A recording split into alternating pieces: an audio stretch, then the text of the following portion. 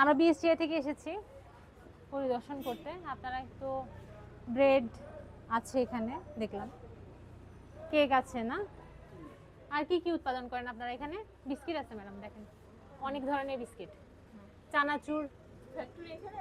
এখানেই তো ফ্যাক্টরি না? দেখে আমরা একটু দেখতে চাচ্ছিলাম।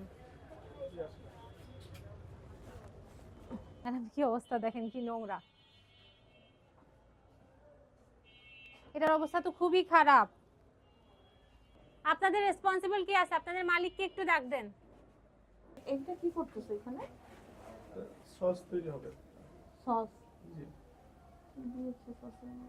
সসের মধ্যে কি আছে ম্যাডাম দেখেন? ওটা তিতল, ওটা শুকনো মরিচ আর ওটা সরিষা।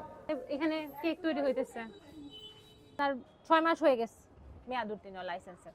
ঠিক আছে, আপনি এখনো পর্যন্ত আবেদনও করেন না। আপনার ভিতরের অস্বাস্থ্যকর পরিবেশ আসলে।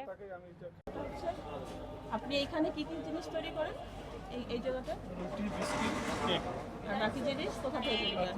হ্যাঁ, বাহির থেকে, বেকারি থেকে আসে। আপনারই আর অন্য কোনো বেকারি আছে? অন্য বেকারি থেকে আবার কিনে আনেন, কিন্তু এত অল্প জায়গায় সবকিছু সম্ভব হয় না। হ্যাঁ, জায়গা তো কম, বেকারি দেখুন জায়গা কম। বাকিটা অন্য বেকারি থেকে কিনে নিয়ে আসেন। আর নিজে বানান আপনি হচ্ছেন রুটি, বিস্কিট, কেক।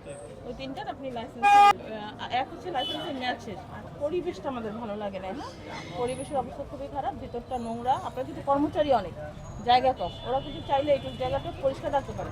এটা মনিটরিং করার দায়িত্ব কিন্তু আপনার, ঠিক আছে, যেহেতু আপনি মালিক।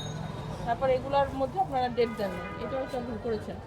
তো আমি আপনাকে সতর্কতামূলক জরিমানা করছি, 10,000 টাকা জরিমানা দেবেন এই মুহূর্তে। হ্যাঁ, আর এরপরে আপনি লাইসেন্সে আবেদন করে নেবেন। আর সাথে লাইসেন্স শুধু করে নিলে হবে না, শর্তগুলো পালন করতে হবে।